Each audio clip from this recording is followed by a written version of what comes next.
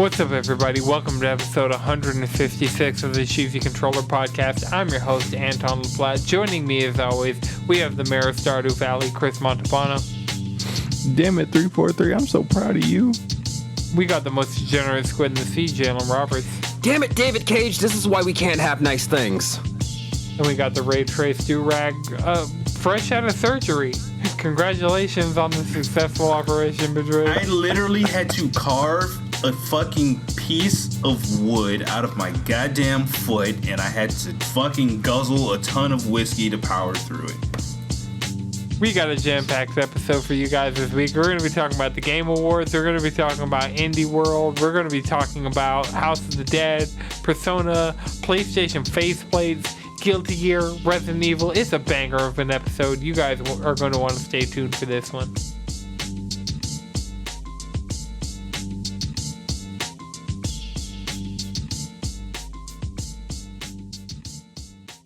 Alright, so this week the Game Awards happened, and I feel like the majority of this episode is going to be the Game Awards. Do you think it will be?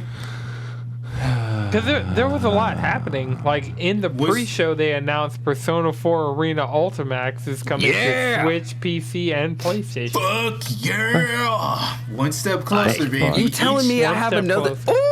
Bro, that means I get to bring these hands on the go?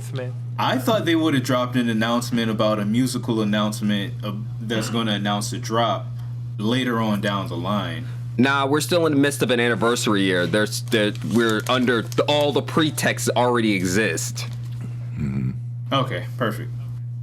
Yeah, they don't have to artificially manufacture their special pretext for why we should care. It's just like, hey, Game Awards, Ultimax. The only thing they haven't announced about Ultimax is rollback.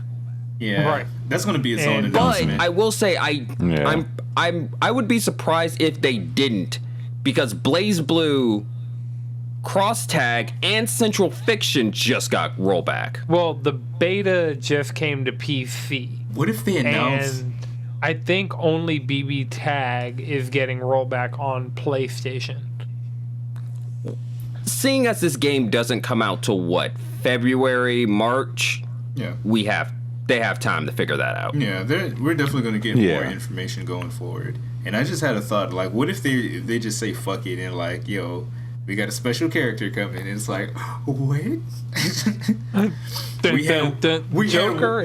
No, it doesn't need to be Joker. If they really want to fuck with somebody's head, they would make it the protagonist from P3 or FMC. It'd be one of those two really want to fuck with somebody's head. Because he's not in the game, right? Like, what the fuck? No, he's well, he shows a lot up, later but than I was he's not expecting. like, he shows up in the story, but he's not a playable character.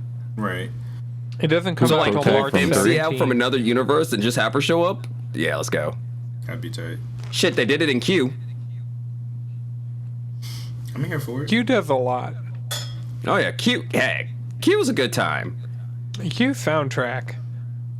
And I just know we still got quite a few more Persona announcements, and just inject it right now. Atlas fans were eating. Yeah, they need to keep that format. I don't know if they've been using that format that they used where they did like the logo for the anniversary and then they went like they zoomed into Persona 4. Yeah. So like I legit thought we'd get them doing more than one announcement. Into Persona 3 as well, right? Right. I need them to zoom into all of those games, keep that same format. Now, like I don't know if they've been using it because they have had other anniversary announcements. Nothing has been super big so far. It's been like merch drops and like the records. The records. God damn! If I had $400, I would justify that shit like fuck. Fuck, easily. No. Easily. I could easily. $400. There's a record player sitting out there. $400 for Persona 5 and a Persona 4 record. I was thinking about it. 1, 2, 3, 4, and 5. If I didn't No, get this PlayStation, absolutely sold. If I didn't get this PlayStation last month, 5 records for 400? 5 for 4? I would have split that it. slap, and with a pretty fucking solid resale And they gonna be value collector's because it's items? Persona. Yeah. Yeah, no, that's too good of a deal. Easy. I'd slide it. Easy. Like literally, if I didn't have this PlayStation sitting on my desk, I would have slid that record deal straight up. But it's like You got that PlayStation sitting on your desk, and that's what's important. I don't know. It's not 5 records. You just sell the PlayStation for $1,000 and You're right. It's gently used. And you can even color paint it later, you know? Right? Or buy those faceplates. The faceplates were announced since the last podcast. So Sony announced the Galaxy series. So like they did just a white PlayStation with the white DualSense base model digital disc edition. Now and then they did the Cosmic Red and the Galactic Black, I want to say. Or like the red and the black controllers that they released previously, that I got the black one for video viewers right here. Yeah. But they did those controllers, and now they're releasing shells and a few more controllers. So they're adding pink, blue, and purple, and they have shells that match all the controller colors. So they're releasing black, red, blue, purple, pink. I think that's it. It's like I really want the purple, but I also kind of really want the red. But then there's always dark place, and I got my black controller. I really like that blue. Always black, and that was my. I think I want my console. I would definitely want the console to get black, but I could go for all the the colors controller. on it. With the blue controller, or even the purple. I think controller. I really just need to see it in person to really just be like, that's the thing. That's another thing. I didn't see my dark plates in person, and if the PlayStation plates look significantly better than the dark plates, I might have to get the black PlayStation official plates. But I'm hoping, so they called this the Galactic Collection of like plates and controllers. I'm hoping they do like a neon collection. You think they're just gonna have themes? Yeah, that would be tight. I want to see a pastel. Like the fact that they called this, named it a collection, pastels would be cool. Call it the canvas series. The canvas series. Yeah. Oh, that would be. No, I need neon. Like I am pushing the neon agenda. Give me bright orange. Give me bright lime green. Give me. Give me that neon purple. Ass. Give me that bright ass fucking lavender. Cool. Right. Like. Yeah. I'm not gonna lie. I slick want a neon light for my wall. If I'm being 100. Okay, what we really need to do is go back to being a proper country and give us those see-through colorways. Give me atomic purple every day. Give me that atomic purple. Give me that see-through atomic purple. Now that PlayStation is doing this, they really could do the transparent Xbox, series. put those atomic colors in Design Labs. What the fuck? Whoever does it first will win the console war. Mark my words. I say that completely unbiased. Xbox already allows you to build your controller, so that's already a step above. I mean, the metallic triggers are some nice. Like, even on the previous generation, these metallic triggers. Slick. They slick. Slick fucking. Just saying. But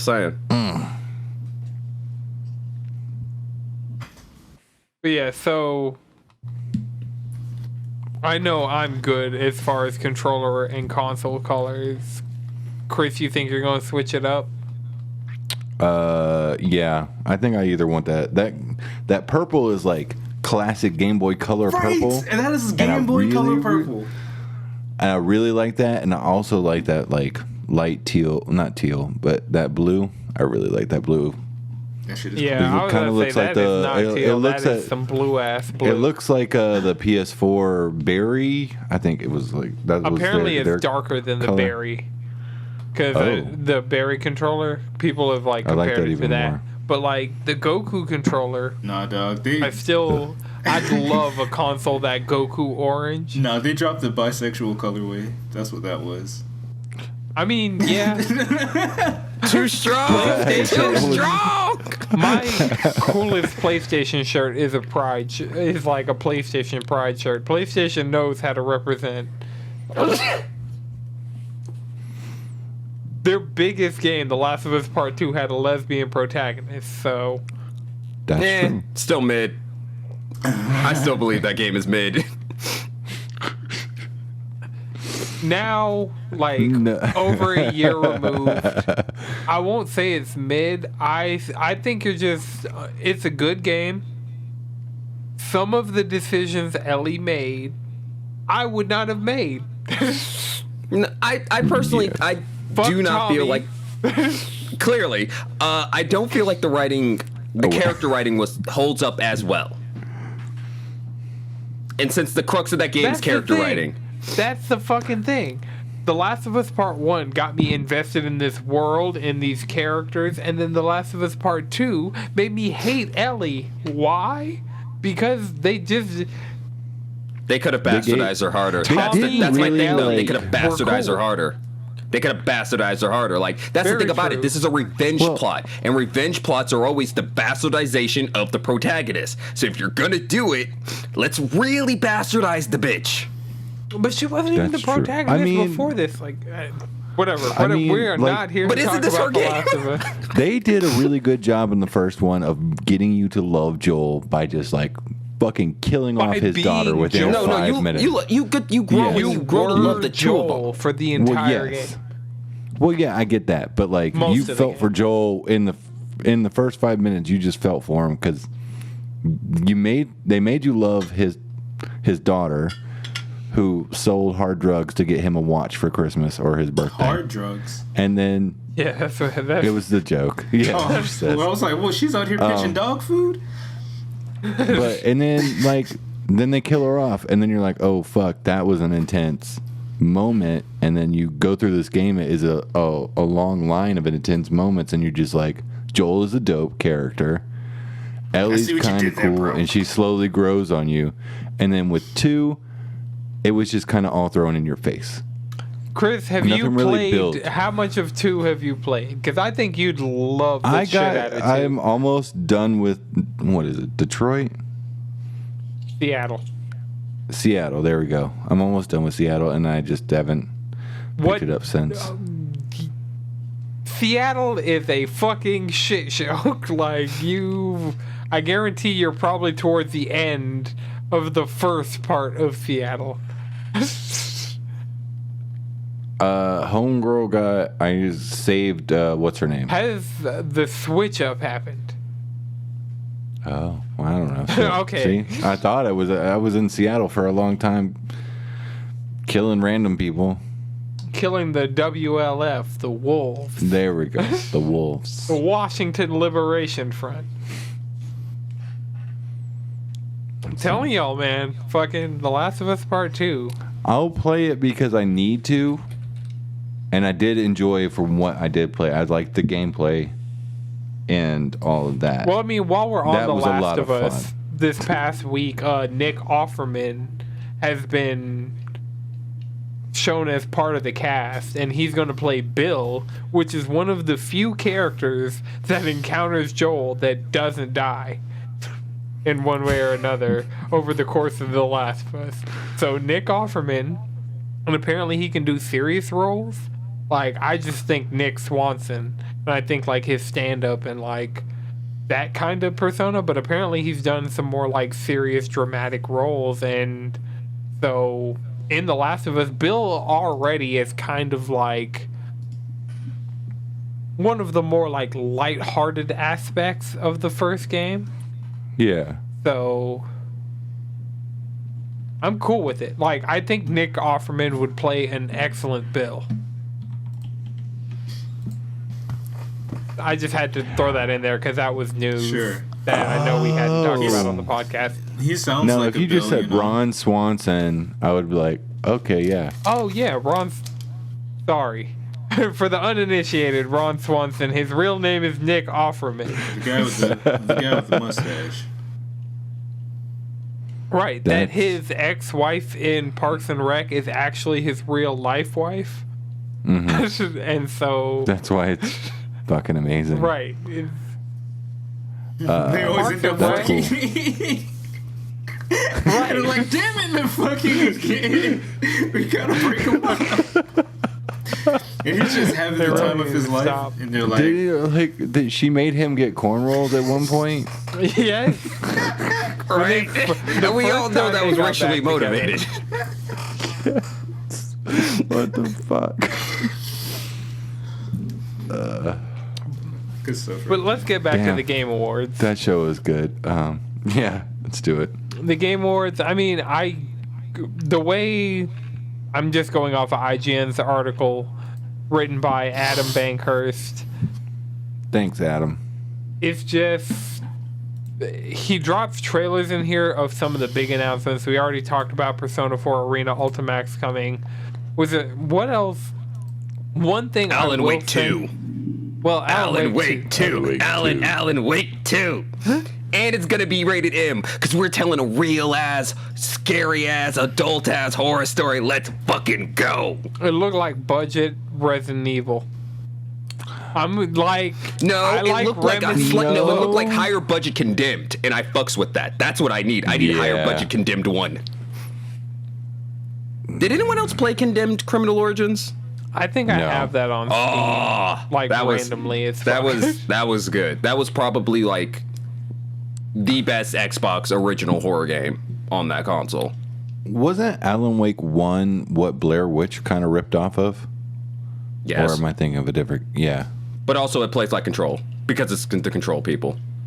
Tight. Well, yeah, they did Alan Wake, then Quantum Break. Well, they did, what was it, Max Payne 3?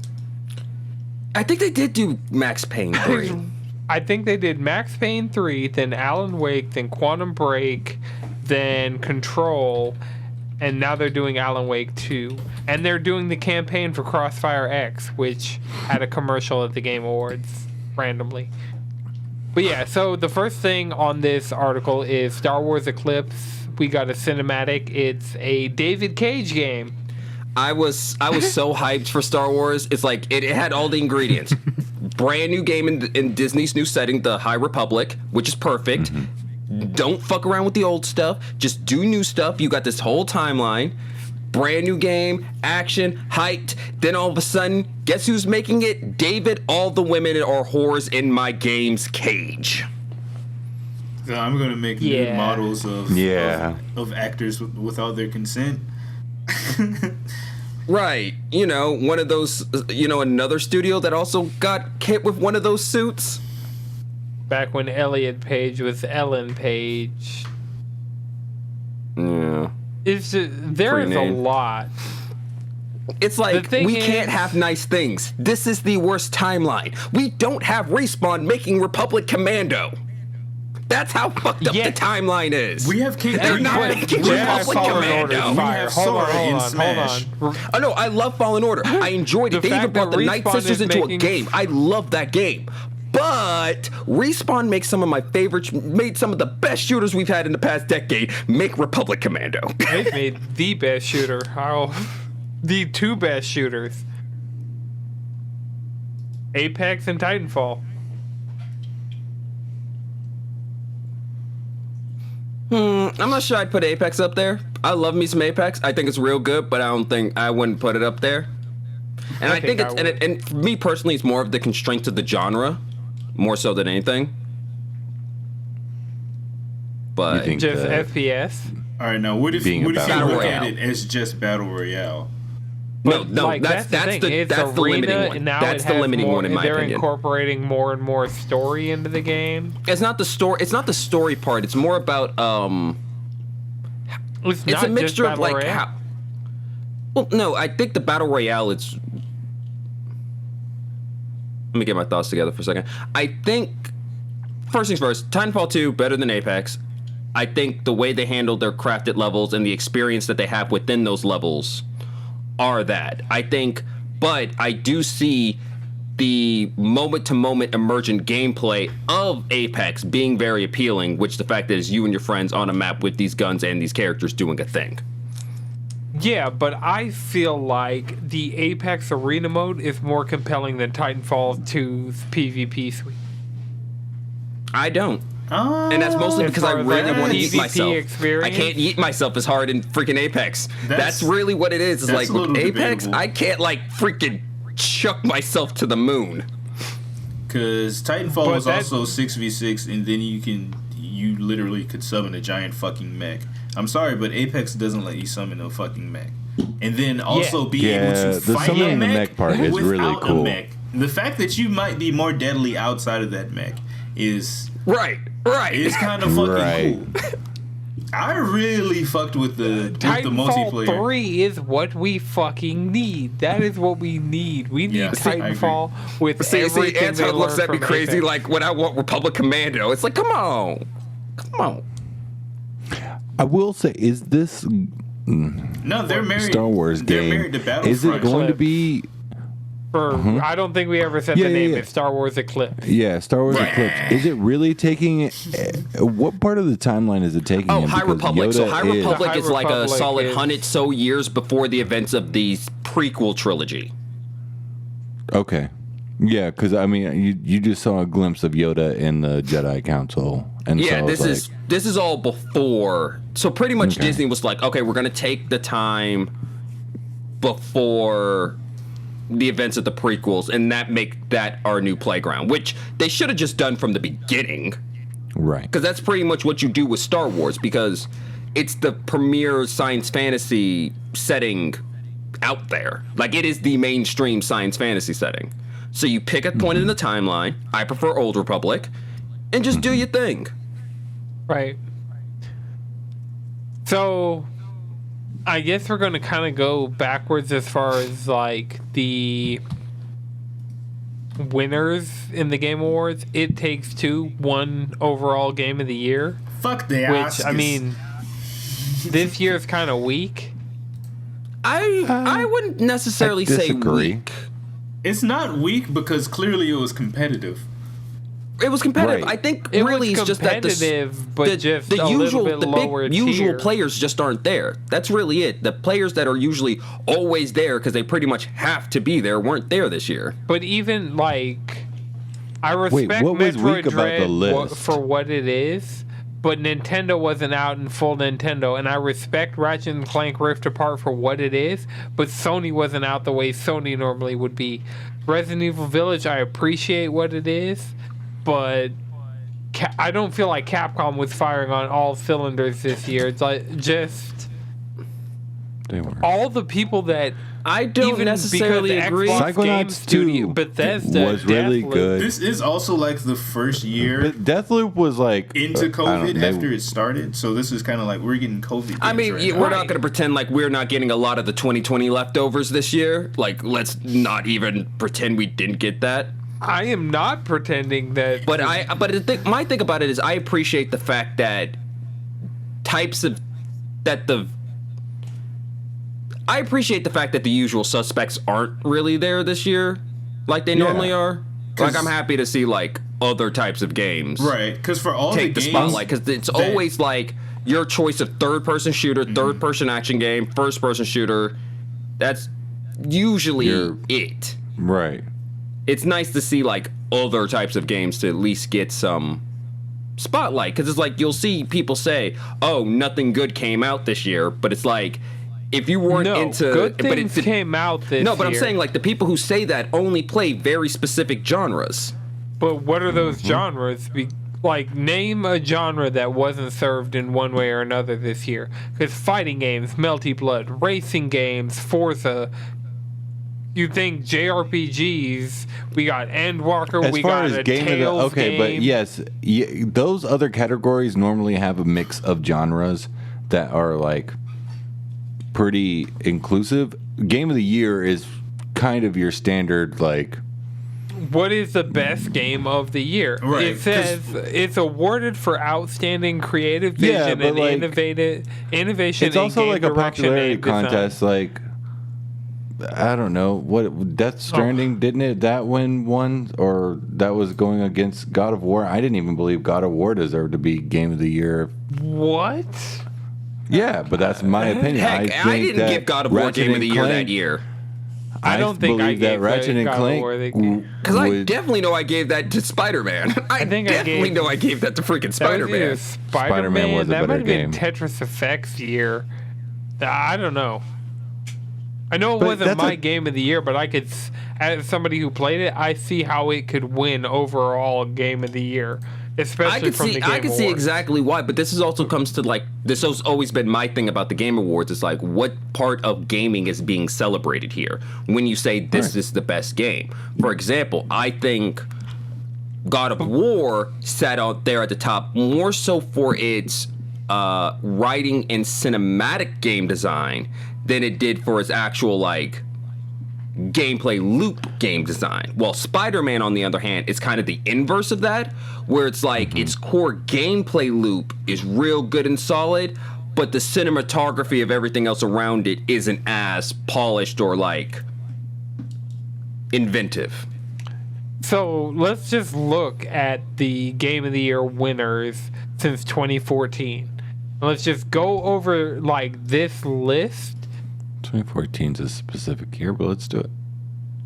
14 never won Game of the Year. I'm just gonna go over overall Game of the Year winners.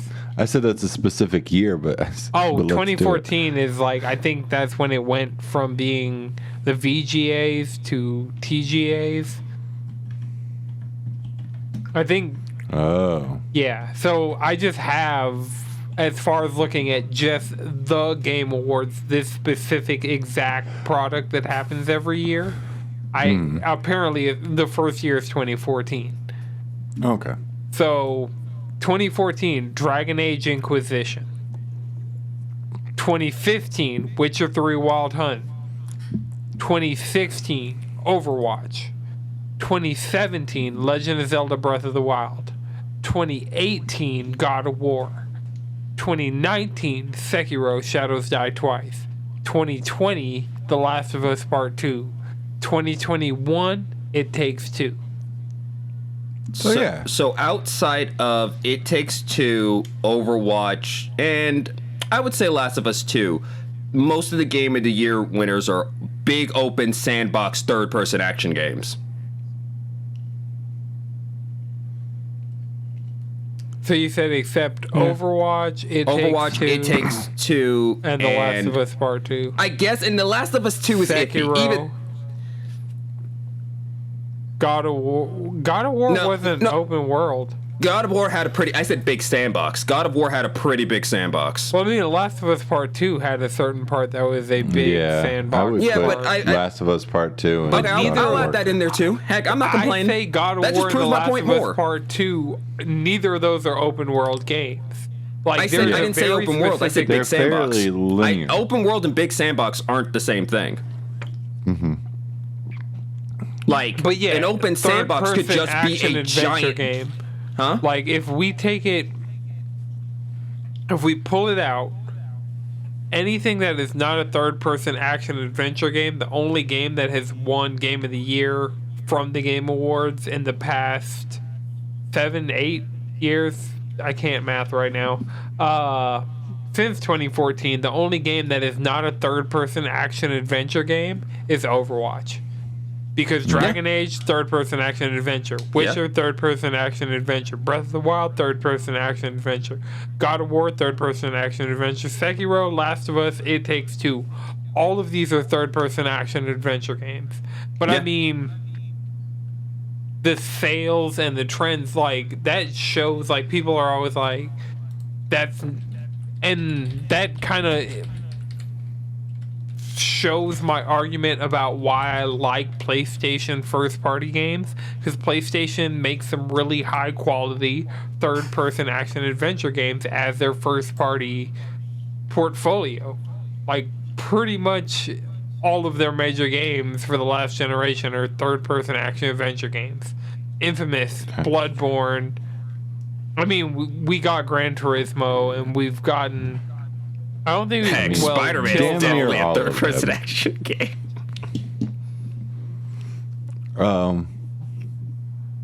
So wait, what was your problem with this Game of the Year's list?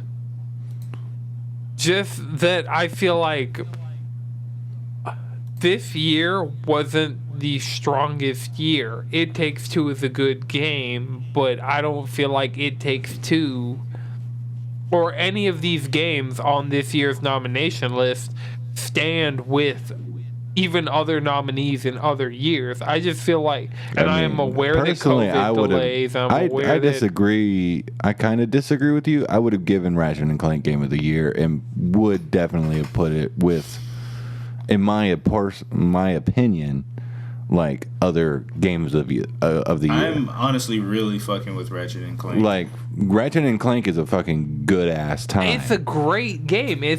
Like, I'm not saying any of these games are bad in any stretch, but even if Ratchet and Clank won, even if Metroid won, even if Deathloop won, even if Psychonauts won, even if Resident Evil won, I still don't feel like any of these games stand on the same level as games that have lost have you previous played, years' like, games. Have you played through any as of these games? I don't think so. Played through the entirety of any of them? No. Or at least a good chunk. I mean, yeah, I played through a good chunk of It Takes Two and Ratchet and Clank. Mm-hmm. Good. Ratchet and Clank is just good. What about Metroid Yeah, Dread? it's great. I'm not Clank saying actually it is cusses in bad. this game, which is just great. Psychonauts, I've watched some I streams haven't of you it. guys- personally been able to play It it, looks but really good. This is the one time you guys aren't just painting me as a Sony fanboy because it's convenient for the argument. Like, I'm No, not that's the saying divide. anything. No, that's not. I'm not I'm painting like you as a Resident- Sony fanboy. I'm painting you as a third-person action adventure fanboy. there you go. Talk to him. Resident Evil Village, fucking solid. Like, that's my thing. That was first person again, right? Yeah. Yes. Okay. And it took what it learned from Resident Evil 2 and took what was great about Resident Evil 7 and made it. Oh, it took so much. There's so much for in it. There's so much fucking for in it. To the point There's that so there's certain sections you could just spidey sense it because you played 4. Right. Yeah. Like, you know the bell's Resident coming. Evil Village, You know the solid bell's fucking coming. game. All right. The character you love, Ratchet and Clank, great fucking game. I did want to say one more thing about the Game of the Year. For all the games that were nominated, I do agree with Anton to an extent. I do feel like other games could have just as easily been in those slots and been a valid contender for Game of the Year. But, due to certain biases with how they select the nominees, this is what we got. I'm not gonna. I agree with that. I'm not trying to say this is a perfect list either. Plenty of other games that But if I have a chance to get at Anton for his biases, I'm gonna take it every time for the content. Man, apparently I am an MMO gamer now. Like, I got called out. I was like, I don't. I'm like, I like Final Fantasy 14. I still don't think I like MMOs. But the argument in the PlayStation party the other night was I've played so much Final Fantasy 14 now that it's one of my most played MMOs. games. Yeah, apparently I like MMOs by default because of how much 14 I play. Monster Hunter, same thing. Yeah, really. Like, heck, Destiny? the moment you got into Monster Destiny. Hunter, it was only a matter of time. Destiny. Yeah, that makes And sense. Here's like the progression. it was just a threat, but we all knew this. Diablo. Because that was the excuse you used to then it get was me into Destiny. You said we Then finally it do the WoW was- rating thing we never did. Oh. That's how I'm you trying to do convinced me the to play Destiny in the 14 first rating place. thing. Like, if we're gonna keep it a buck right now, I'm trying to do this 14 rating. Any normal raid anybody wants to do at any point in time, I am doing. We're not even talking about trying to get into 14 right now because you're not fucking That getting into implies you 14. can get into the servers. Right. Yeah. Like it's a 2-hour wait Minimum. to get It's a into 2-hour 14 wait right to now. get your 2-hour wait. You know what I'm saying? Right. Like I'm It not. is 2 hours minimum. 2 hours on a good day. You're Hey, like, The moment play- I click open, it says you have to wait 2 hours before you can even put your password in. Let's the stop playing with worlds me. are full. It's like, yo, the I don't queue give a is fuck full. about those. Yeah, we the can't. queues. We can't load your character. What the fuck? Come on, Well, baby. the only time they load my character, the only time I've seen my character show up has been after it's errored me out and I've gone back in. My character's been there sometime. And the other day when I accidentally closed out of 14 after queue. So I sat through queue several hours, was doing shit, like, had my life together, got into 14, turned in a quest because I was right in front of where I needed to be to turn in the quest. Picked up the next quest, opened the thing I got from, like, it was a coffer from the last quest. Opened that, equipped that on my character, updated my gear set, and then I hit the home button because story shit was happening, and I was like, but also I was talking to Radic, and so I was like, I'm at a spot where I can kind of like menu out and be good. So instead of continuing and just completely like ignoring him and being engrossed in 14, let me just like pull out to the home screen. And then I scroll over to Fortnite and I'm thinking about Spider-Man No Way Home and I'm talking to Radic about Spider-Man shit. And right now Spider-Man is on the Fortnite icon and I open Fortnite. And it's the second I open Fortnite, I realize I done fucked up. That's when you just go to bed. Yeah, it was not long after that I was like, fuck this shit. I deleted Fortnite, so Fortnite's off my console again. Like, I was like, I'm not making this mistake again. And I installed Spider-Man Remastered and Miles Morales. I was like, if I'm going to accidentally open a fucking Spider-Man game, it better be fucking Spider-Man. It better not be fucking Fortnite. As much as I enjoy when I play Fortnite, and they just started a new chapter, so the island's back to not fucking insane batshit bananas right now. But I was like, no. Because I was like, well, shit, I fucking fucked up. I'm going to look at the battle pass. And Spider-Man is minimum level 80, and to like max him out is level 100. And then there's more shit on top of that. And if Spider-Man were in the Marvel season, I would have Spider-Man, I would have the symbiote suit, I would have several of the unlockable styles. But the fact that he is part of this current season and made me leave 14 after I waited hours to get in, it's gone. Again. I did load in and look at there's a cutscene you get with The Rock, and I was Naruto. And so I was like, what the fuck? I was like, yeah, Fortnite, like the things Fortnite does well, which is a lot of things, it does really well. But when you make me accidentally exit out of 14 after a several hour queue, Sinner. I'm mad. Sinner. But I ain't stressing. Speaking of 14, because I doubt we're going to get through all these awards, 14 won 2 Game Awards. They won Best Ongoing Game, and they also won Best Community Support. Let's go. 14 has 2 Game Awards. Finally got some fucking love. Creative Business Unit 3, they have 2 Game Awards in their office now, and at least 2. Because I feel like 14's won at least 1 Game Award before. But I'm not sure. Probably that year and bounced back.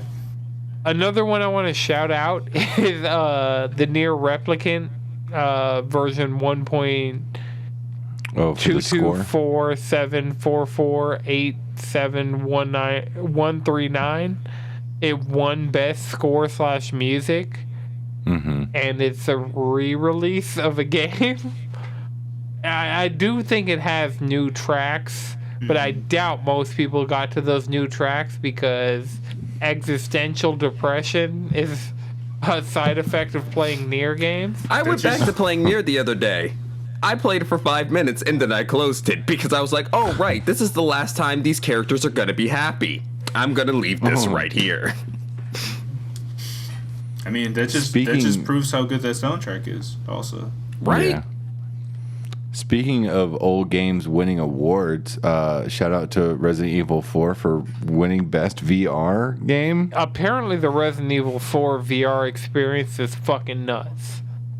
Tight. Just judging by like podcasts I've listened to and like just seeing like VR sites talk about, apparently it is up there with Resident Evil 7 as one of the gold standards of things to do in VR. Give me Resident Evil 5 in VR. I just want to punch a boulder. They really should at some point remake 1 and then do 1 through 8 in VR. Because I'd go the fact that mentally they insane, but I'd do it. the fact that they adapted 4 as well as they did as a third-person game, that allows them to adapt 2 remake, that allows them to adapt 3 remake, that allows them to adapt 5. Unfortunately, that allows them to adapt 6. Nope. 7's already in VR, and then 8 can be better adapted because at this point we've hit critical mass on the Resident Evil remake. At this point, Capcom, if you're going to remake another Resident Evil game, as I said before, Code Veronica into Dino Crisis. Come the fuck on. Please give me Code Veronica. Like, this is the thing about it. Like, if you really want to do something and really, like, put some oomph back into it, just do Code Veronica, man. It's a good-ass game. Okay, so for some reason, I feel like playing these in VR is going to feel like playing fucking Time Crisis or House of the Dead or some shit. Just like at an arcade. Actually, no. Yeah, speaking of which, Chris and I played through the entirety of House of the Dead 1. Oh, yeah. On arcade hardware at Chairs last week. That shit was Friday. I got off work. I came, met y'all at Chairs. Fuck those boss fights because it's just dude, like... that one dude I had to shoot in the ass, the dude who just loops. Yeah. What do you mean by that? I had to... So, there's a dude that he would loop, but... Like, so he'd fly close to the screen and then fly far away from the screen. And we had less accuracy when he was far away. And at first he only did it once in a while. But once we dropped enough deeps on him, and to be fair, if anybody has ever paid to play all the way through House of the Dead, I respect you. Because me and Chris were hitting some of those fights are literally quarter stealers. Done. Yeah, all of the boss fights are quarter stealers. Yeah, that last boss for fucking sure. I was finger blasting that goddamn pistol just to win. Right, Chris got up on the screen. He's like, "Fuck this shit, cheat code!" Like I am just gonna blast directly at everything. And we won. We did it. We had to revive at least 5 times on the final boss. Alone. Every single boss, both of us had to revive at least twice. Every level, I don't think we died at all in the first level, but on the first boss. That's how they get you. They bring you in by thinking you're just gonna get through it easily. They're not actually. It's not going to be that hard. It's not trying to take your quarters. And then you get to the first boss and you lose all your quarters. Luckily, it was on free play mode, and we shout out to Chairs for the free play arcade. Shit. Oh, it's free play? Yeah. Yeah. That was the thing. Joystick ain't got shit on this. Marissa was watching us, and she's like, "How many quarters did you put into here?" And we had to tell her it was free play because we were hitting that continue button like there was no tomorrow. Like it owed us money, man. I was the right amount of drunk to be like, I have to beat this fucking game. Chris was like, "You want to play House of the Dead?" I was like, "Chris, do you want to play Tekken?" He was like, "We can split the difference and do Mortal Kombat." I'm like, "No, we'll do House of the Dead."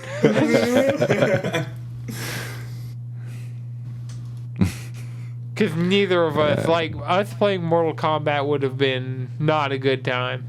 It wouldn't have been a good time. Well, that's because Madrid and I were outside. I'd rather play Tekken. We would have called you in. I'd rather play Tekken. Yeah. I feel like me and Madrid could have some solid games of Tekken. I'm not the most versed in, I want to say it was Tekken 3, the arcade version. But I'm not the most. Which one was Dark Resurrection? That was mine. That was like 5.5. Yeah. Yeah, that was the one that stayed at the Underground Arcade when it converted into the Namco arcade. Tekken 3 is like that gold standard of Tekken, though. Tekken 7's the gold standard. Well, now at least. I'm sure you had more time to select your character in Tekken 3, though. Probably. Fucking shots fired in Tekken 7. Get your console... your console version is very top tier, but you could give me more than 5 seconds to select my character. especially when you have custom fucking skins and all this stuff that you can do and have all these different versions of your character. Give me more than 5 seconds to choose. I played Guilty Gear. I booted up Guilty Gear Strive last night just because, like, I was just like, I fucked up. I logged out of 14. I'm downloading Spider-Man. Let me just boot up. I already forgot what game. Guilty Gear Strive? Guilty Gear? Yeah, so I played a game as Happy Chaos versus Jacko. Oh. And so Guilty Gear still looks fucking great. I got my ass handed to me. I was just kind of in the headspace of, damn, I fucked up. But I was like, let me look, because I got the Ultimate Edition, so I have the DLC, so let me just boot up these games, test these characters out, you know. Yeah. Jacko, not Jacko. Happy Chaos. I don't think I can play as Happy Chaos or Jacko, because Happy Chaos uses guns, which is something I did not expect just looking at the character. Those aren't your two types of characters. Did you try? Oh no, Jacko's a trap character. Hell, absolutely not. Jacko is fucking Peacock from Skullgirls and that whatever the hell. You got to be like on a different level to play that type of character. She's significantly less complicated than she was before, and she still seems extremely complicated. Like they scaled her back just a little bit. I don't know. She seems cool though. I think I'm just gonna wait and get or at least wait for all the DLC to drop, because they've announced biking, and whoo-wee, that's probably gonna be what I cop it when biking comes out and get the deluxe, or hopefully they're just like, yeah, you know, discount or Guilty Gear insert new version here. If you can wait, Evo, it'll definitely be on sale. Oh yeah, I can wait. Trust me. Right, you're still only in Stormblood. Mm-hmm. Well, I mean, shit, I would be further, but fuck it, I'm gonna play SMT. Right, you have been putting in the hours on the SMT. That's my game. SMT's been eating my soul. That's my game of the year, straight up.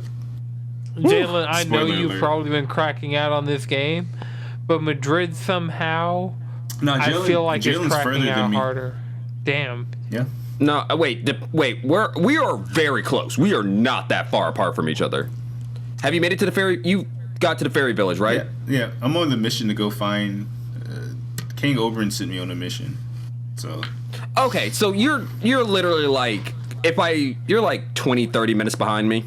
Because I'm running around doing side quests, getting extra demons and shit. Exactly. That's kind of where I'm at, and I realized just how good those items that your assistant or your that your navigator finds for you are. Like, they would just straight up give you a rare candy for your Nahabino or your party members, and I'm like, all right, let me go ahead and start doing some of this shit. And I was like, ooh. Also, carry some spy glasses on you for when you run into a Matama. I keep like 20 of them shits on me. I use some shits on boss fights, Matama, any random character I haven't run into before, if I don't feel like going through the gauntlet. Because I'm like, all right, I've seen you in Persona. I probably know what you can do, but I don't want to test it because it is a little different. Oh yeah, like, man, that game's good. It's good. Game of the year. Spoiler. Exploring the map is rewarding, and that's the thing about it's rewarding in a way that's like, it's not in the way, it's not a necessity. Mm-hmm. Like, every single one of those gold caches that are on the map, you want those. You want every single one of them. They'll have like, that's where you'll find like the good essences. Good essence, maca. Oh, you need that paper, man. He needs that paper. And the other thing I like, just randomly running into statues that like just that are also like a free demons. Level for your entire row. Everyone you got. And if you're collecting that glory and now your demons can learn a random skill, once you think they've maxed out their potential. Mm-hmm. Right? Yo, I had like 3 perfect rolls one time just from discovering a statue. I fucking ran into an enemy and they fucking killed me. And I just lost those perfect rolls. I was like, oh my god. That hurts. Yeah, my demons have leveled several times since, and nobody's gotten anything near as good. Oh, that shit hurt. That shit. My principality had like recram, and they don't learn that.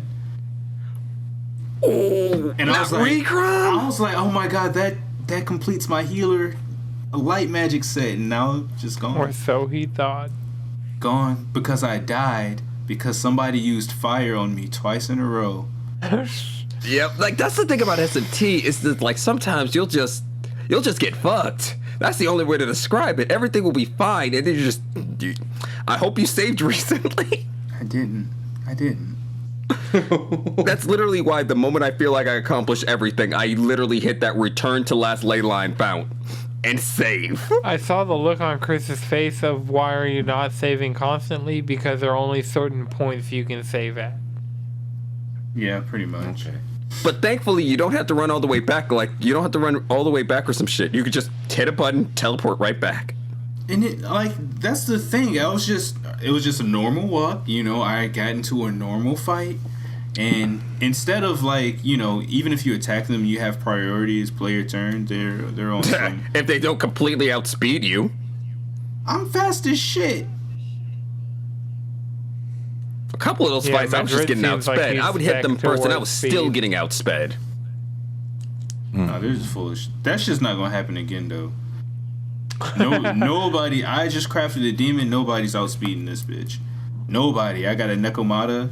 Just like, ooh, just fucking pure luck and strength. No, pure speed and strength with a little luck. Low luck. What does luck do? It buffs your chance of criticals. And also it helps it's all rolls. It increases your chance of positive effects on all rolls. We were talking about how you level up a demon and it'll give you something. Luck. Oh yeah, shit. Okay. And that's part of it too. Like luck drops, is kind of anything that has a chance of happening, luck effects. Luck is kind of broken. Yeah, it's one of the most efficient stats, but it's one of the less necessary. The reason why magic is the best stat is because it's how efficient that point is. Mm-hmm. Yeah. Like 1 point of magic is magical accuracy, magical damage, and MP. Mm-hmm. But if you're running physical, accuracy's in agility. Yeah, that's what I was gonna say. That's the other thing I like about the speed. Like that ups your accuracy. So even if you do AoEs, you're more likely to hit enemies, like all of them. And you want that because if you miss, you're still gonna lose 2 turns. Yeah. That's why I don't throw out AoEs that much anymore. Well, more specifically, like physical AoEs. So those just be missing. Especially if you got your big slow dude. Oof. Everybody's like, nope. That game's cool, man. I think it got snubbed in a lot of categories. But, I get it. Actually, it came out in November, whatever. It's hard. Yeah, I mean, that's... So I'm going to speed run a few of these just to get them. Best game direction, Deathloop. Best narrative, That's cool. Guardians of the Galaxy. I disagreed with the direction, but continue. Yeah, a lot of people disagree with. Best art direction, Deathloop. Best score / music, which I already said, Nier. Best audio design, Forza. Best performance, Lady D. Maggie Robertson, who played Lady she could take D. it. She could take that. I ain't mad at it.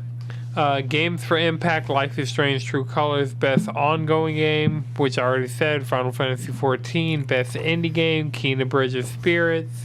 Kena. Kinda. You just gotta say it like you from Atlanta.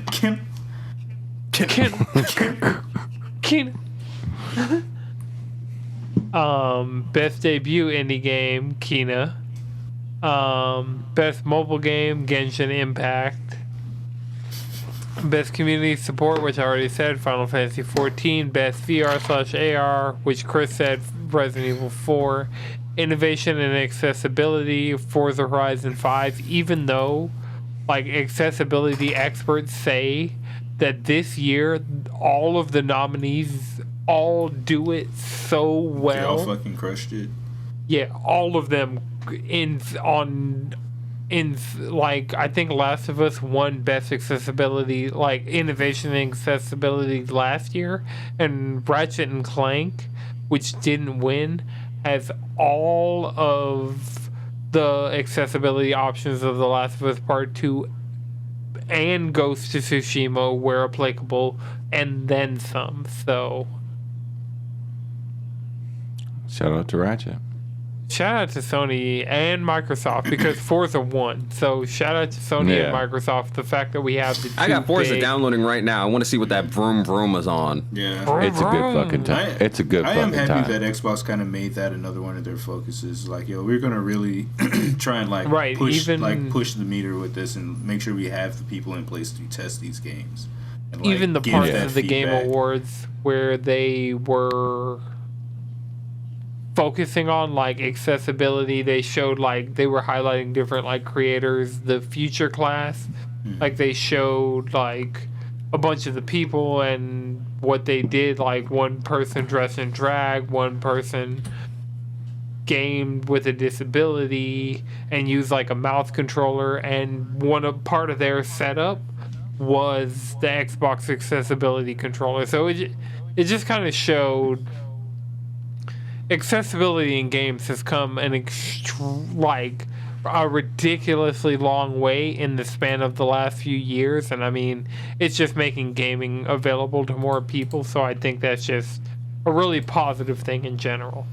Yeah, and also I would think Forza has a sign language option. You can literally have somebody like in the corner of your screen while you're playing the game signing out all of the dialogue. That's tight. That's so that's dope. Great. So yeah, innovation and accessibility is one that I feel like I really got to stop on and just give the gaming industry its flowers on this one, because we've come a long way. It's nice to see the industry do something right and positive. Right. Yeah. In a sea of people doing a lot of things. I mean, at the end of the day, it's just going to make them more money because more people can play more games. Right. It only makes sense. And ain't that the best way to make more money? Right. Letting more people just enjoy your product for more people? Yeah. Yeah. Yeah, it is. Best action game, we got Returnal. I feel like Returnal needed to win something because Returnal, like out of Deathloop and Returnal being the two big PlayStation exclusives this year that I didn't play any of, I'd rather play Returnal over Deathloop. Yeah, I like how smart games. I haven't even played it yet. I really liked Resogun was my first platinum. I really like Dead Nation. I really like Nex Machina. That day we came over to your house and played the entire game, Chris. Yeah. I was literally having a moment when I was picking which game to get. I was like, do I want Ratchet and Clank, which I've been wanting? Do I want Returnal? Do I want Deathloop? Or do I want to get Tales of Arise? And, I want Ratchet and Clank. I think Returnal was probably my next pick. Or maybe Tales. If I got a PlayStation for Black Friday, the game I would have played off of it first would have been Returnal. Yeah, that is a game I do really want to play. Mm-hmm. Yeah, I'm still going to end up getting like all those. I'm a Housemarque fan. I can't even sit here and flex like I'm not. Like there are a bunch of Housemarque games that I really, really love. Like I was sometimes at Controllerize, I would just sit down on because eventually Resogun came to PS3 and Vita. I would just sit down on a PS3 or a Vita or even the PS4 and just play Resogun and just rack up trophies. I'm like, yeah, this shit's just... Resogun is one of those games. It's it's not quite on the level of Tetris, but it's up there with Tetris of at this point it's muscle memory playing this game, because I had to play this game to such a degree that I learned patterns, I learned routines, I learned there's a part in the second level that I know you have to boost through, and because I prioritize boost on my ships, because boost is broken. Like, I know overdrive is technically broken, but I just don't use overdrive. I use boost, and boost will get me personally out of more situations than overdrive ever will. But yeah, Returnal probably will be next time it goes on sale. I'll probably scoop it up, give it a go. Like, my roguelike for my PlayStation is Hades right now. Like, if I'm about to hop on a roguelike, it's about to be Hades. Get me some more trophies. Best action adventure game, Metroid Dread 1. Yeah, I'm glad. I'm glad they got something too, because that's another game that's actually pretty fucking awesome. It's like those cutscenes are fucking dope. But also like I will say, I was outside of the dollhouse section in 7. Getting chased by those freaking robots are like the most horrifying shit that I played this year. Oh, those Emmys? Yeah, when they grab you there. Chris, I know you remember that freaking dollhouse section from Resident Evil. Fuck that dollhouse. Fuck that dollhouse. With the goddamn fetus, giant fetus just chasing you around. Fuck that place. Dollhouse. I was watching streams of it, and I think that's like the scared one part. the shit out of me. Literally, once I hit that point in Village, I was like, oh, this game is terrifying. Yeah, it scared Resident the Evil's been a ever-living while. fuck out of me. I don't think I've hid in a locker so fast in a video game than that moment of a giant fetus just chasing after you while crying. You know, it's also take that cooing. one level out of Catherine and make it just more horrifying, Anton. Yeah. To get the feel. It fucked up. I mean, I know. Okay. It was not okay. Like, I asked Chris if that, apparently that section fucks with you on such a psychological level that... I didn't finish the game. That's where I'm at. I literally, it hit me with that bullshit. I'm like, I'm putting this down. I'm done. Right, apparently, like, 7 overall is more scary. It just doesn't hit that level of scary that 8 hits at that point. Right, 8. I mean, that point really like peaks there, and then the next boss isn't really scary, and then the last one is kind of like, okay, this is kind of scary. And you're getting back there, but like it peaks there.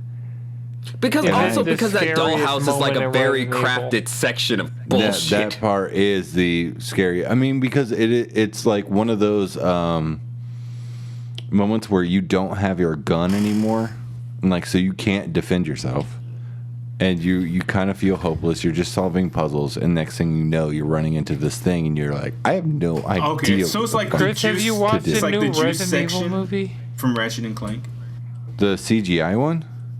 No, I think it was live action. Yeah, I think it was live action. There's a Resident Evil movie. Yeah, it's in theaters. Literally, Leon looks like Carlos in that movie. Tight. Oh yeah, I need. They to got see the dude from Umbrella Academy playing. Welcome to Raccoon City. Please, Chris, watch that movie before the next episode, because I need to hear your opinion, because I've heard other Resident Evil fans' opinion, and it's a very interesting opinion. Well, good or we bad? need tickets to see it in theaters. Or you're just not going to tell me. All right. Yeah. Okay. Yeah. Just see it. I need you. Don't look at anything. Don't just go Jalen, watch it. When do you get off on Saturday? We'll on talk Saturday? About it later. Yeah.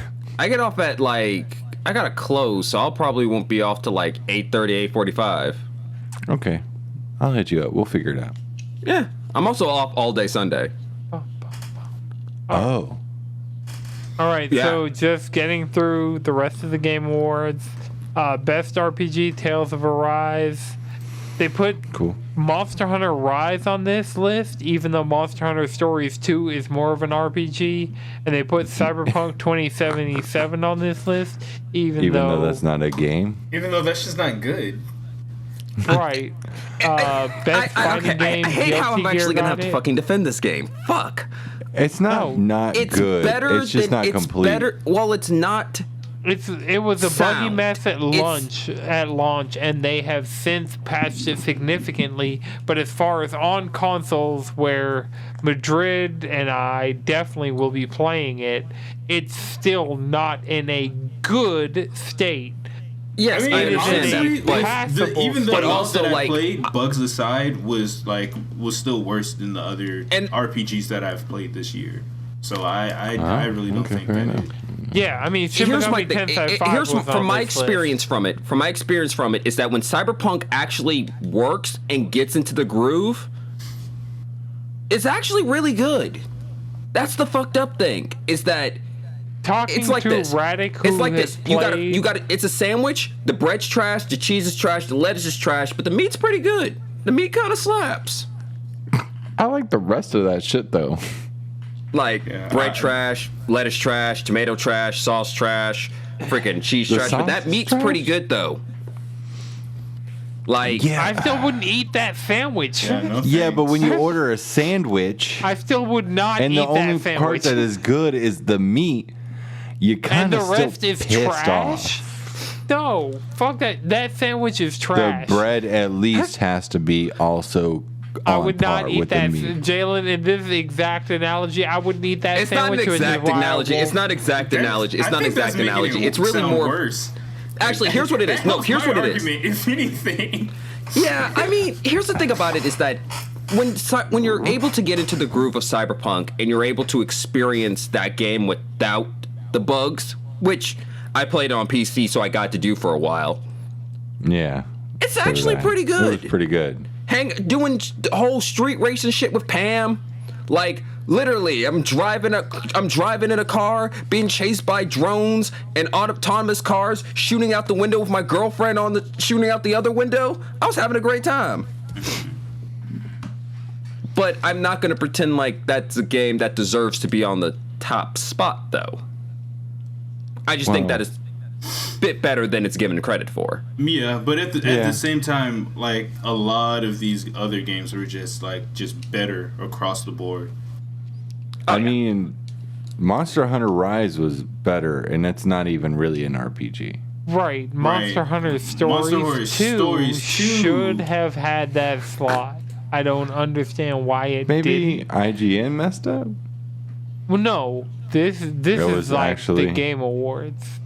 Like, enough people nominated Monster Hunter. Jeff, normally give us the ability to nominate. Cheesy Controller Podcast. You need more creators like us. Influencers. We don't have to use that cursed term. We do.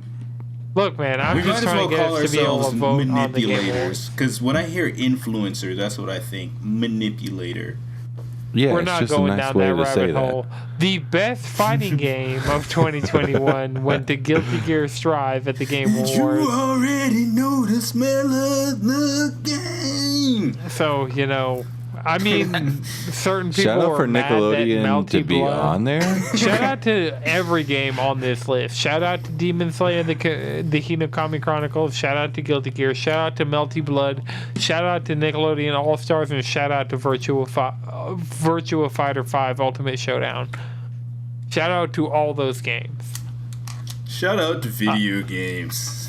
Best family game, It Takes Two. That is not a family game. That is not a family game. That is First not of all, a family fucking game. Played Mario Party Superstars. That shit slaps. Yeah, I'm just saying, It Takes Two. Like, I don't really have a personal pick as somebody who hasn't played any of the other games.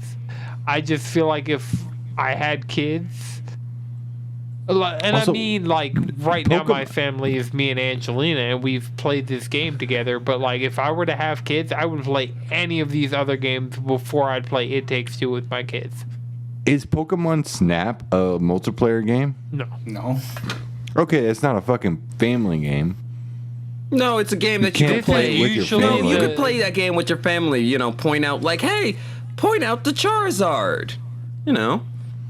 I guess I get what you're saying, but normally to me, this family is the games Nintendo are like character. Normally, this is the Nintendo category.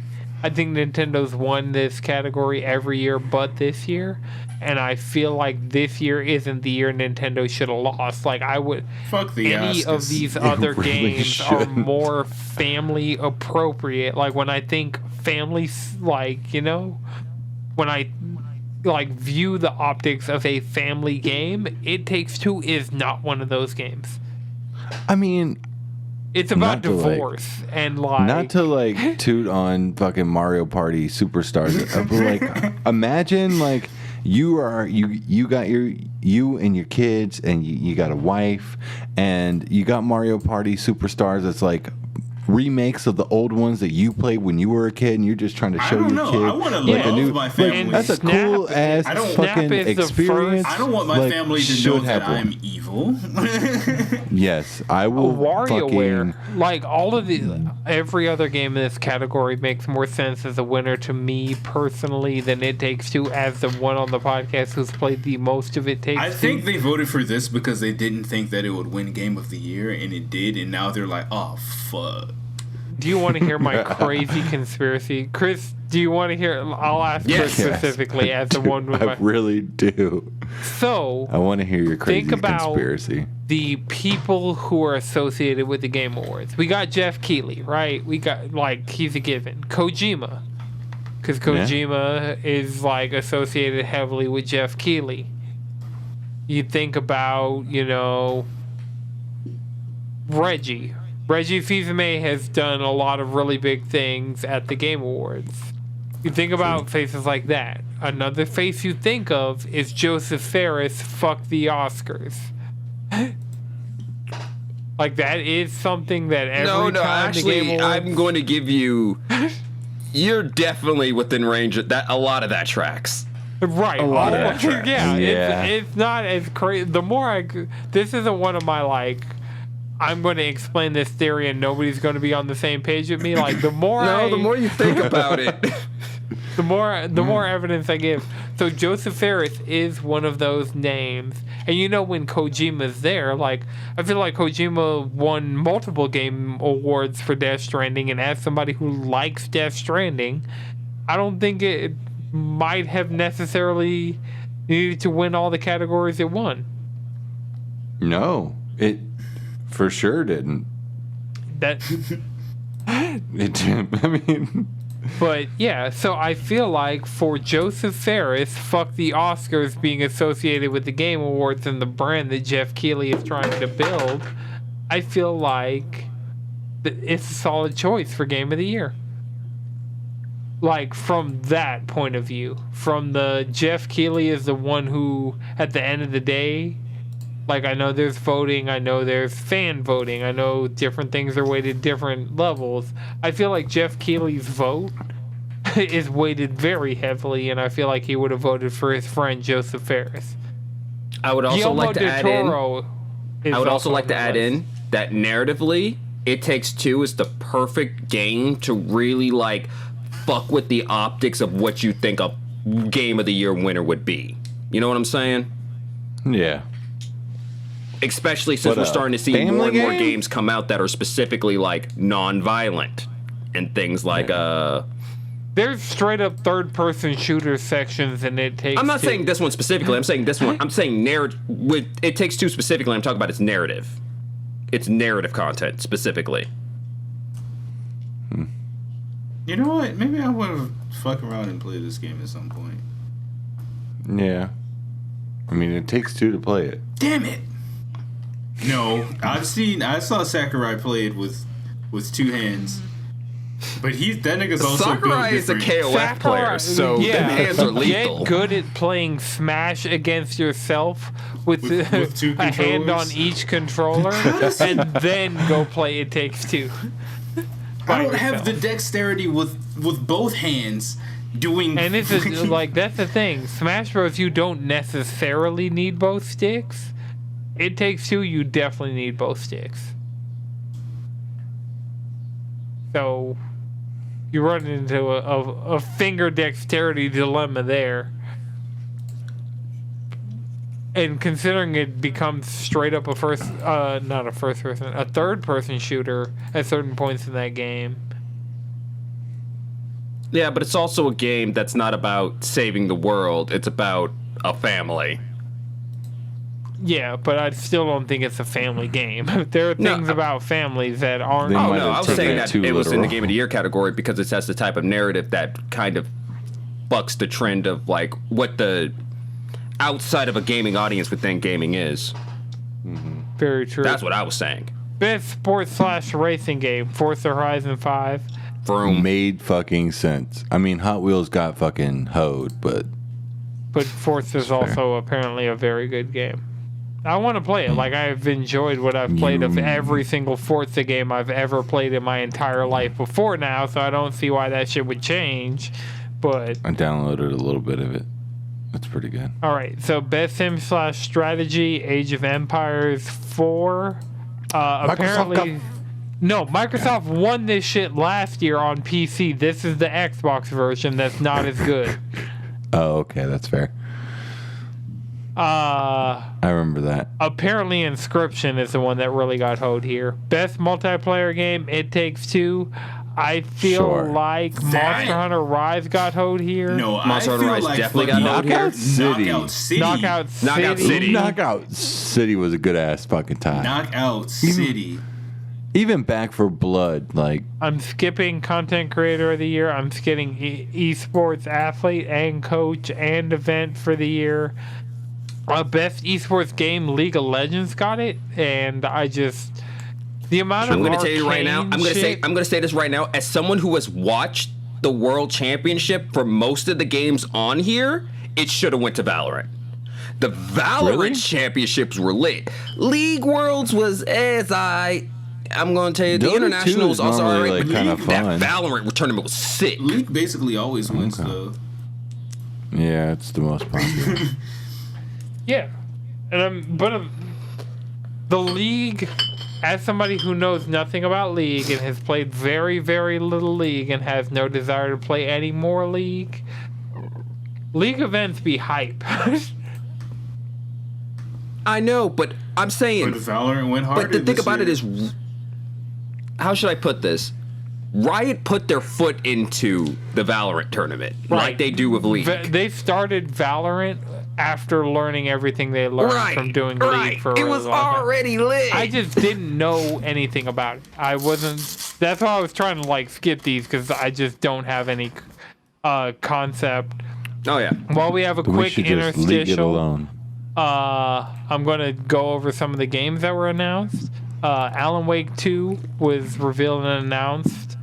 We already kind of did our thing on Remedy. We talked about that. Wonder Woman's getting a game made by Monolith. So Hell yeah. Good to I see don't Monolith know. coming back. I really, and like, got Wonder I Woman. thought it I'm was with Injustice it. 3. It best to be some God of War shit though. I'm just saying. Because a lot of her here's solo. going to be the thing. Wonder Woman is going to fight a horde of men, and certain of those men See, the thing about will it is, be named characters. And when she defeats that Once man, again, it he's needs to gonna be God of hold a War because so grudge. much of her storyline is fighting. Like she's the daughter of Zeus. She's one of her biggest villains is her cousin Ares. Like, let's go. Let's fucking go. But, yeah. The Monolith and WB Games own the patent on the Nemesis system, so I will bet good money. Oh, wait. In that case, That's if why I they're was going like, to use she's the gonna Nemesis fight a system, horde we of need men. to be fighting Darkseid. We need to be fighting freaking Darkseid with his freaking pair. I need it. But yeah, I need it. The The Nemesis DC system. nerd just starts vomiting violently. We got gameplay of Hellblade 2 Senua's Saga. So That looks so good. So fucking it good. looks. I mean, it's one of the top tier announcements of this show.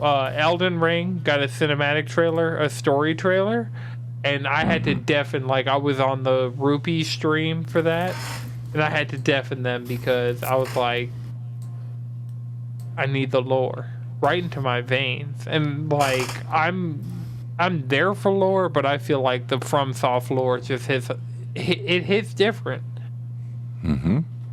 We got our first trailer for the Halo TV series that they've been promising since 2012. Well, I And mean, it's finally gonna let's not happen. pretend It's that they actually didn't drop happening. like a couple of series They dropped the miniseries before. Don't forget all that locked stuff that they dropped preluding up to 5. Well, the lock stuff was a podcast and like 2 trailers. No, there was a whole show right before 5. Don't you remember Red versus Blue? No, there was a Halo show before 5. There was a show on Netflix, and it was like it ended with like a Spartan saving this right dude. because it was setting up freaking Halo 5. Oof. But yeah, the last like big announcement that I want to hit is the Matrix Awakens got a Unreal Engine 5 demo on PlayStation and Xbox, like next gen consoles. And I only got to like the second shooting section of like the car chase scene, but Yeah. the graphical fidelity, Unreal Engine 5, apparently this city is just going to be an asset that anybody can use. Oh, Actually, this is something cool. interesting that I've been reading about in dev spaces surrounding this, where they're kind of doing the reverse of how movies use CGI, where it's like they're pretty much this is becoming the tools that will allow more people to create higher fidelity games and blah blah blah. Oh. Pretty much, because Well, I mean, yeah, that's it'll the allow thing. us to by allowing us Marvel, to replace so Unity literally just bought Peter Jackson's CG studio, like the CG studio that worked on the Lord and the Rings and all that, to implement that into Unity to be able to compete with Unreal, because Unreal is already being used by people like Disney and Fox and like a lot of these big. The fact that the Matrix uses Unreal Engine in the actual movie to produce some of its CG. Remember, the only reason we have so much CGI in our movies is because digital effect shops are not unionized, while costuming, location, and pretty much everything else is. Because I do appreciate some just good, clean costumes. in All right, movies, let me run especially with through special effects. the last award that was pretty much entirely fan voted. Is Elden Ring won the most anticipated game? Yeah, that's because that shit's like Yeah, that makes sense. next month, like 2 months from now. Yeah. All right, I mean, also the what? closest. God of War comes out in February? March? Soon? I don't need everything coming out in February. Come on. I don't I know. barely get enough time to play Did they Pokemon give us the Arceus beginning of before next going year is I don't straight think they fucking gave us a heavy date for hitters. God of War yet. We have the date for Horizon. I thought it was the beginning of 2022. No, that's Horizon. yeah, Horizon. They Oh. It's wouldn't early put those 2020. two games like that close to each other. Even though they did it with Ghost and Last of Us last year, but last year was extraneous situations. Mm-hmm. So the other big thing I want to talk about, and I'm really going to have to speed through this because I'm tired and we're already running late because Madrid got stabbed in the foot. And then had to perform impromptu surgery on himself. Drink a lot of whiskey. Nintendo Indie World had a showcase. They showed Sea of Stars. That game looks fucking awesome. Sea of Stars? I Yeah. need to look at all these things. I'm just going to Yeah. run through this showcase It's title like the list that they composer. gave me. The composer on Sea of Stars was also the composer on Chrono Trigger. Chrono Trigger. Yes, that's need I think say I've more. Then there's Aisha, the Oblivion of the Twin Goddess. I might be mispronouncing the name. Alicia. It's Aliisha. Yeah, But I think that's like both their names put together because they're sisters. Question mark? Oh. And you play as both of them, and it's also co-op. It's Okay. cool. That's another cool Oh, game. that's cool. Then there's cool. Endling, Extinction is Forever. Mm-hmm. Oh, Figment 2, Creed that game Valley. you play as a mother fox, and you're supposed to like help raise your kids, and they can Okay, die. so real quick, Sea of Stars is Holiday 2022. Aisha or Alicia or whatever is Spring 2022. Endling is Spring 2022. Figment 2 Creed Valley is February 2022. We got a release date for Ollie Ollie World. I'm hype as fuck. February 8th, 2022. I'm going to be playing it on PS5, not on my Switch. I swear to shit. I can't. Like, I'm a fan of their games, and I bought, like, the Ollie Ollie Switch Stance collection on Switch. And I've played a good little chunk of it, but I played Ollie Ollie 1 and 2 and the collection of 1 and 2 on PlayStation. That's how I will continue to play Ollie Ollie. Then we got Afterlove EP, which is a summer 2022 game. Locomotive, summer 2022. River City Girls 2 was announced. That shit summer look, 2022. That shit look fire as hell. And it got online co-op now. Then we got Dungeon Munchies coming today. Is that right now? We got Let's Play Oink Games, which seems to be a tabletop-based game that is also available right now. We got Omori. Oh, Onamori. Yeah. That game looks Omori. Yeah. Omori. It was an indie horror game from like last year or 2 years ago. It's really good. Well, this says rated pending and is coming spring 2022. Yeah. And this doesn't look like a horror game, even this looking is, through the screenshot. I think it's like it's kind of like. You said it doesn't look like a horror game? Not at Wait, all. spell it again? It's kind of like Earthbound. Omori. It's a Yeah, no, that's a JRPG. horror game. Yeah, no, that's the exact game I was Yeah. talking about. Yeah, that's a horror game. It definitely looks like a horror game. Oh yeah, no, that. An indie horror game, Oh yeah, but a horror game. It's good. Like I'm saying this right now, that game is. Is this good. like a Doki Doki level horror game, or? No, More than it goes. There's no pretense. Like one of the main commands in that game is cutting yourself. Okay, well, you know, Yeah. looks can be deceiving. Chicory: A Colorful Tale is available now on Switch. I want to play that Time shit. Lie, which seems to have a cool color scheme in the little thumbnail, is available now. Yeah. Don't Starve Together, which I was a huge fan of Don't Starve in the early PS4 days, so Don't Starve Together is coming spring 2022 to Switch. Shout out Kimiko, I know she plays that game a lot. Gerda, and the Flame in Winter is coming 2022. Grime is summer 2022. Behind the Frame, The Finest Scenery, spring 2022. Parkosaurus, spring 2022.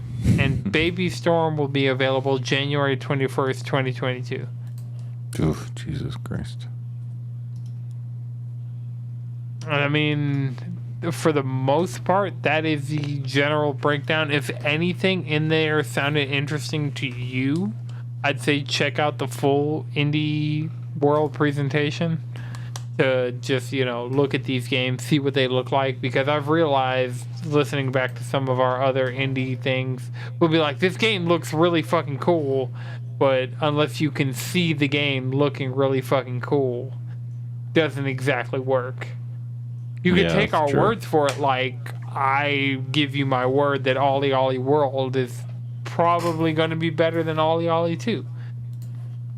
But, you could take my word for it or not. Or, if you enjoyed Ollie Ollie like I did, you're probably already all the way on board. Like, if you enjoyed either of those games, and I told you the words Ollie Ollie World the way they hit me with it when they announced this at a Nintendo presentation, sold. Done. 100%. Alright, so my one more thing I wanted to say is I played some of the Halo multiplayer. When I get paid this Friday, I'm going to be buying the Battle Pass. I saw they updated the playlist, so I can just go in there and play Slayer for hours on end. So Slayer. if these Endwalker queues are going to keep being how they're going to keep being, I'm going to be playing Halo on my PC while I wait in a Final Fantasy queue on my PlayStation. Man, this is why I wanted the campaign to be multiplayer on launch, because I mean, at least for like the last couple days, I have been like, I don't have the campaign yet. At some point, like, I bought and ordered and paid for a while ago a Steelbook edition of the Xbox version of the game. So, like, it should come in. I could play that on Xbox, but I'm having way more fun. Like, I got a Series X controller, like the black one. I got a Series X controller for my PC, and I've just been playing Infinite like that. Oh, you don't have Game Pass? Yeah. Okay. I was like, the campaign's free. You never mind. Campaign is a lot of fun, and the multiplayer's hella fucking fun. The multiplayer really is my main draw to this game. Yeah. Yeah. So I've been that would enjoying be why I play it, mainly. It's really fucking good. Really fucking good. I mean, I want to see what they do with the, the old Master Chief and new Cortana. Yeah, I'm down to see that eventually, but that's not my main draw to this current Halo. And my main draw to this current Halo is that free-to-play multiplayer that I'm popping Steam achievements and Xbox achievements at the same time while playing with the Series X controller on my PC. Yeah, I plan on diving into Halo Sunday. Maybe tomorrow after I get off work. Hit me up. Either time. Hit me up. I'm down to play some fucking Halo. All right, anybody I'm else? Be waiting 2 hours for a fucking queue, then I'll probably just be playing Halo. If I'm waiting more than an hour, I'll play a solid hour of Halo. Or just play some Ratchet and Clank. I could do that. No, I can't do that. I'm going to wait in that queue so I can get in and fucking... I'm trying to do a spoiler cast for 14 here, Chris. It doesn't happen by playing Ratchet and Clank. If you fall behind, you get left behind, Chris. If you fall behind, you get left behind, Chris. First of all, I don't got time in the world to fucking wait 3 hours to play a goddamn video game. I just don't. I paid the money, and I want it now. And if it doesn't want to give it to me now, I'm not gonna fucking play it. I got time. Do you know why we can't, Chris? Because of NFTs and crypto miners. Yeah, fuck them. Mm-hmm. I wouldn't exactly blame them, but I'm too tired at this point to argue. They're taking up server space, dog, just across the board. Does anybody have any other one more thing before we wrap? If anybody cares, they're supposed to be making a new Splinter Cell finally. I don't give a shit. Oh yeah, it finally got greenlit, so we're not going to see that game for the minimum 4 or 5 years. They're hiring. Hopefully now people will stop asking. Yeah, I mean the thing is, were people asking for this game? Yeah. I mean, I'm not gonna lie. If they make a new Splinter game and it hit, screw it. If they just give me a Chaos Theory remake, I'd buy that shit so fast. Fuck Ubisoft, but I'd buy that Chaos Theory so fucking fast. Fair enough. I loved me some Splinter Cell back on the GameCube. Like, that was my shit. Some Splinter Cell. Slitherhead was another game from the Silent Hill and Gravity Rush and Skyrim creator that was announced at the Game Awards. We finally get to see what that team has been working on, and it's a Japanese horror game called Slitherhead. So if you haven't seen it yet, Chris, I see you Googling it. But if nobody has any final words, I now pronounce this podcast over. Remember, you can follow us all collectively around the internet, cheesycontrollerpodcast.com. Follow me on Twitter at Anton6, 3X's, Chris. You can follow me at Chef and Chris. Jalen. Squid Bishop. Grid. Speedwagon X. Alright, this has been a Know It's Good production. The video version is edited by Lon and Twist and Mind. The audio version is edited by Iknowjones. Until next time, keep it cheesy. Cheesy.